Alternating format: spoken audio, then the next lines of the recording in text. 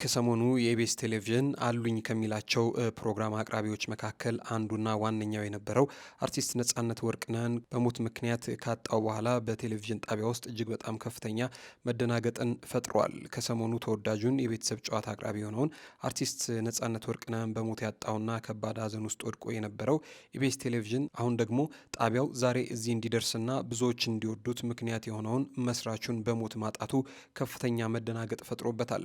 በአርቲስት ነጻነት ወርቅነህ ሕልፈት ምክንያት ያላገገሙት የኢቢኤስ ጣቢያ ኃላፊዎችና ሰራተኞች ዛሬ ደግሞ አለቃቸውን በሞት መነጠቃቸው ከተሰማ ሰዓት ጀምሮ በብዙ መደናገጥ ውስጥ መሆናቸው ተሰምቷል። ምንድን ነው የተፈጠረው? ሰላም የምንወዳቸውና የምናከብራቸው የጊዜ ሚዲያ ቤተሰቦች እንዴት አላችሁ?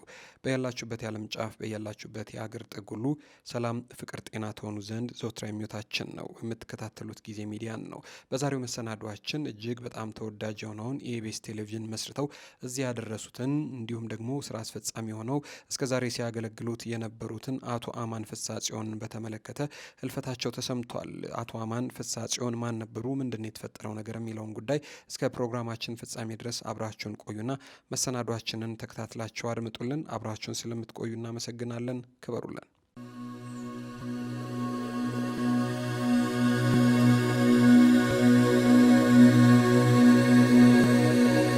በኢትዮጵያ የሳተላይት ቴሌቪዥን ታሪክ ውስጥ ቀዳሚና ተጽዕኖ ፈጣሪ ከሆኑት የግል ሚዲያዎች አንዱ የሆነው የኢቢኤስ ቲቪ መስራችና ዋና ስራ አስፈጻሚ የሆኑት አቶ አማን ፍሳጽዮን ባደረባቸው ህመም በሕክምና ሲረዱ ቆይተው ዛሬ የካቲት 4 ቀን 2018 ዓ.ም ከዚህ ዓለም በሞት መለየታቸው የመሰማቱ ዜና ብዙዎችን አስደንግጧል።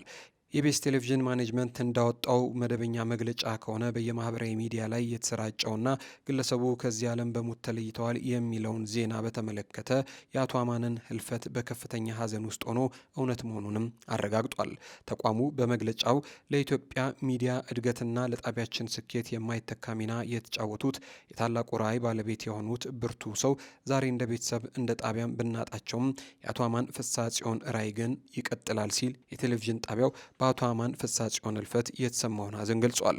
አቶ አማን ፍሳጽዮን በኢትዮጵያ የሚዲያ ኢንዱስትሪ ውስጥ ዘመናዊና አዝናኝ የሆኑ የቴሌቪዥን ፕሮግራሞችን በማስተዋወቅ ረገድ ግንባር ቀደም ተጠቃሽ እንደሆኑም ይነገራል።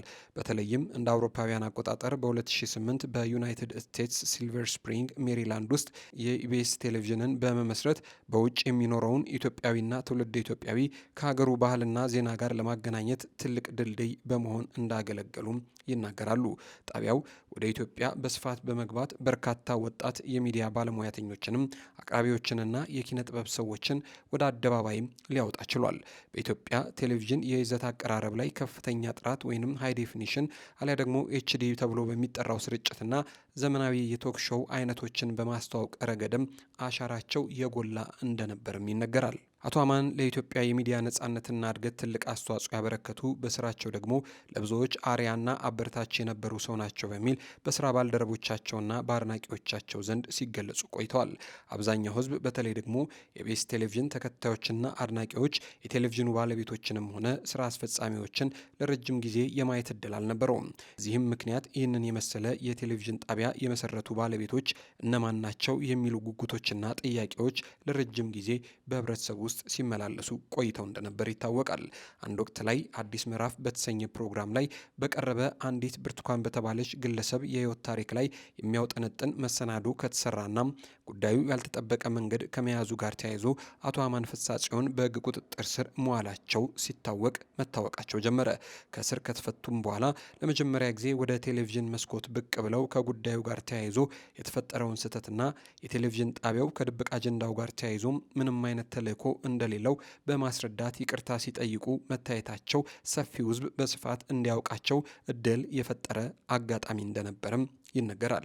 ኢቢኤስ እንዲህ በብዙዎች ዘንድ ተወዳጅና ተመራጭ ሆኖ ለዓመታት እንዲቀጥል ያደረጉት መስራችና ባለቤት እንደሆኑ የሚነገርላቸው የአቶ አማን ህልፈት ዛሬ ማለዳውን ጀምሮ በማህበራዊ ሚዲያዎች መሰማት ከጀመረ በኋላ ብዙዎች በተለይ ደግሞ አብሮ የመስራት አጋጣሚው የተፈጠረላቸው ግለሰቦች ስለ አቶ አማን ፍሳጽዮን የተሰማቸውን ሐዘን በየማህበራዊ የትስስር ገጾቻቸው ላይ እየገለጹ ይገኛሉ። ጠቅላይ ሚኒስትር አብይ አህመድም በኢቢኤስ ቴሌቪዥን መስራችና ዋና ስራ አስፈጻሚ በአቶ አማን ፍስሐ ጽዮን ህልፈት የተሰማቸውንም ሀዘን በማህበራዊ የትስስር ገጻቸውም ላይ ጠቅሰዋል። ጠቅላይ ሚኒስትሩ በሀዘን መግለጫው መልእክታቸው ላይ የኢቢኤስ ቴሌቪዥን መስራችና ዋና ስራ አስፈጻሚ አቶ አማን ፍስሐ ጽዮን በማረፉ ሀዘን ተሰምቶኛል ሲሉ ማዘናቸውን ተናግረዋል። አማን ለኢትዮጵያ የግል ሚዲያ እድገት ወሳኝ ሚና ከነበራቸው አንዱ መሆኑንና ኢትዮጵያ በአስቸጋሪ ሁኔታ ውስጥ ባለፈች ጊዜ ሁሉ የሚጠበቅበትን ማድረጉን ገልጸው ፈጣሪ ነፍሱን በሰላም ያሳረፈልን ሲሉም ሀዘናቸውን ገልጸዋል። ሌላኛው ጋዜጠኛና ደራሲ የሆነው ቴዎድሮስ ተክለአረጋይም ስለ አቶ አማን ፍስሐ ጽዮን የተሰማውን የልብ ሀዘንና ስለነበራቸው ግንኙነት እንዲህ ሲል በግል የማህበራዊ የትስስር ገጹ ላይ ገልጿል። አማን ባለውለታዬ ነበር፣ አረፈ ሲል እንዲህ ይላል በርዕሰ ጉዳዩ ቴዎድሮስ ተክለአረጋይ። ኢቢኤስ ቴሌቪዥንን ለመመስረትና በራሱ ቀለም መሪ ሆኖ እንዲቆም ለማድረግ እውቀቱን ጊዜውንና ሁሉ ነገሩን ሰጥቷል። የሀሳቡንም አሳክቷል። ኢቢኤስ እዚህ እንዲደርስ ከጣሩት የጣቢያው ባለቤቶችና አመራሮች አንዱና ዋነኛው አማን ፍስሐ ጽዮን ነበር። በዚህ ሂደት ውስጥ ልክ ያልመሰለኝን ስራ ባየው ጊዜ በሙሉ እንደ ኢቢኤስ በተቃውሞ ስህተት የመሰለኝ ፕሮግራም እንዲታረም የጻፍኩበት ሌላ ሚዲያ ወይም የቴሌቪዥን ጣቢያ የለም። አማንና መላው የኢቢኤስ ማኔጅመንት የሚቀበሉትን ወስደው ያልጣማቸውን ከመውሰድ ያለፈ ፊታቸውን አላጠቆሩብኝም። መጽሐፍቶችንም ቲያትሮችንም የኢቢኤስ ቴሌቪዥንን ያህል ያስተዋወቀልኝ እኔም ያን ያህል ቃለመጠይቅ የሰጠሁበት ጣቢያ የለም። ምኖኛለሁ። መጽሐፍ ሲወጣ በቀጥታ ለአማን ነጻ የማስታወቂያ ትብብር እንዲያደርግልን ጠየቅኩት። እንደውም ትዝ ይለኛል አማን እንደዚህ ተብሎ ይጠየቅ አይጠየቅ አላውቅም፣ ከትዕግስት ዋልተ ንጉስ ጋር ለህብረተሰቡ የሚጠቅም መጽሐፍ ጽፈናል ብለን እናምናለን፣ ነጻ ማስታወቂያ እንድትሰጠን እንፈልጋለን ነበር ያልኩት። ላስብበትና ልንገርህም አላለኝም። በዚያው ስልክ ነጻ ማስታወቂያ እንደሚሰጠን ቃለ መጠይቅ ተደርጎልን ስራችንን እንደምናስተዋወቅም ቃል ገባልኝ። ቃሉንም ፈጸመ። ቢያንስ ወደ 300 ሺህ ብር አካባቢ የሚያወጣ ማስታወቂያ በነጻ ሰጠኝ። ለእኔ የአማን መልካምነት ማስታወቂያ በመስጠቱ አይደለም የሚገለጸው፣ ቅር አለመሰኘቱ ነው። እኔን እንደ ስራው ነቃፊ አለመውሰዱ፣ እንደዛ እየነቀፍኩት እሺ ብሎ መቀበሉ የሚያስገርም ሰው ነው። አላማዬን መረዳቱ፣ ይህ ለእኔ የውለታ ያህል ነው። መተቸትን መቀበል መልካምነትን ይፈልጋል። ኢቢኤስ ቴሌቪዥን ሊያነጋግረን ቢችል እንኳን የግልና የመንግስት ቴሌቪዥን ጣቢያዎች ሁሉ የሚኮርጁትና ሊሆኑት የሚመኙት ጣቢያ ሆኗል። ይህ የዚህ ዋና ስራ አስፈጻሚ የአማን ፍስሐ ጽዮን የስራ ብርታትና ትጋት የፈጠረው ውጤት ነው። ዛሬ ይህ ሰው አርፏል። አማን ነፍስህ በሰላም ትረፍ ሲል ጋዜጠኛና ደራሲ ቴዎድሮስ ተክለአረጋይ የተሰማውን ሀዘን ገልጿል። ሌላኛው ሞገስ መኮንን የተባሉ ግለሰብ ደግሞ እንዲህ ሲሉ የተሰማቸውን ሀዘን ገልጸዋል። ኢቢኤስ ቲቪ መስራቹን በሞት አጣ። በታላቅ ክብርና ሀዘን የሚታወስ የአቶ ፍስሐ ጽዮን የህይወት ጉዞ ይላል። የብዙዎች ተስፋ፣ የችግረኞች ደራሽ፣ በሚዲያ ጥበባቸው የሰውነትን ዋጋ ያስመሰከሩ ባለውለታ ናቸው። የኢትዮጵያ ሚዲያ ታሪክ ሲነሳ ስማቸው ከፊት መስመር የሚጠቀሰው ታላቁ ባለ ራዕይ አቶ አማን ፍስሐ ጽዮን ከዚህ ዓለም በሞት መለየታቸውን ተከትሎ መላው የኢትዮጵያ ብሮድካስት ኢንዱስትሪና ወዳጅ ዘመዶቻቸው በጥልቅ ሀዘን ላይ ይገኛሉ። አቶ አማን ለኢትዮጵያ ሚዲያ እድገት ያበረከቱት አስተዋጽኦ ከግል ስኬት ባለፈ ሀገራዊ ፋይዳ ያለው ነበር። የኢቢኤስ መስራችና መሪ አቶ አማን እንደ አውሮፓውያን አቆጣጠር በ2008 ኢቢኤስ ቲቪን ሲመሰረቱ ዋነኛ ዓላማቸው በውጭ ሀገር የሚኖረው ኢትዮጵያዊ ወይም ዲያስፖራው ከሀገሩ ባህል፣ ቋንቋና ወቅታዊ ሁኔታ ጋር በቅርበት እንዲገናኝ ማድረግን ዓላማ አድርጎ ነበረ። ዛሬ ኢቢኤስ በዓለም ዙሪያ በሚሊዮኖች የሚቆጠሩ ተመልካቾች ያሉት ለጥበብና ለባህል ትልቅ ስፍራ የሚሰጥ ግዙፍ የቴሌቪዥን ተቋም ሆኗል። አቶ አማን የኢቢኤስ መሪ ብቻም ሳይሆን ለመላው የኢትዮጵያ የግል ቴሌቪዥን ጣቢያዎች መብትና እድገት የቆሙ ታላቅ ሰው ነበሩ።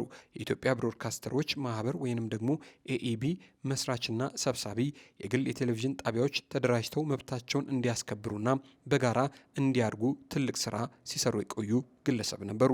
የኢትዮ ሰዓት ጠንሳሽ የኢትዮጵያ ቻናሎች ከሌሎች ሳተላይቶች ወጥተው በራሳቸው የሳተላይት ምህዋር ወይንም ደግሞ ኤንኤስኤስሲ 12 ተብሎ በሚጠራው ስር እንዲሰባሰቡ በማድረግ የውጭ ምንዛሪ ወደ ሀገር ቀርቶ ለሀገር እንዲተርፍና እንዲድንና ጥራት ያለው ስርጭት ለሕዝብ እንዲደርስ ያደረጉ ዋነኛው ሰው ነበሩ።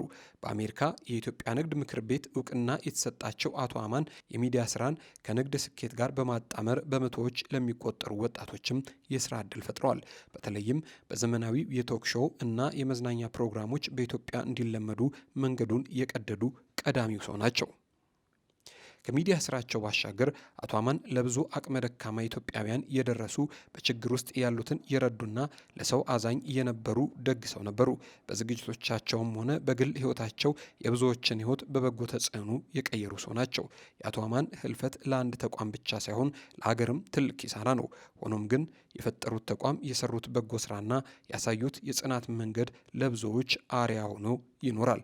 በድጋሜ ለቤተሰቦቻቸው፣ ለቅርብ ወዳጆቻቸውና ለመላው የኢቢኤስ ሰራተኞች በሙሉ መጽናናትን እንመኛለን ሲሉ ግለሰቡ የተሰማቸውን ሀዘን ገልጸዋል። ዛሬ ማለዳውን ህልፈታቸው የተሰማላቸው የኢቢኤሱ መስራች የአቶ አማን ፍስሐ ጽዮን የቀብር ስነ ስርዓት መቼና የት እንደሚፈጸም እስካሁን የተጠቀሰ ነገር ባይኖርም ወደፊት ግን የቀብር ስነ ስርዓቱን በተመለከተ ዝርዝር መረጃ እንደሚወጣ ተነግሯል። ለቤተሰቦቻቸው፣ ለዘመድ አዝማዶቻቸው፣ ለልጆቻቸውና ለመላው የኢቢኤስ ሰራተኞች በሙሉ ፈጣሪ መጽናናትን እንዲሰጥ ተመኘን።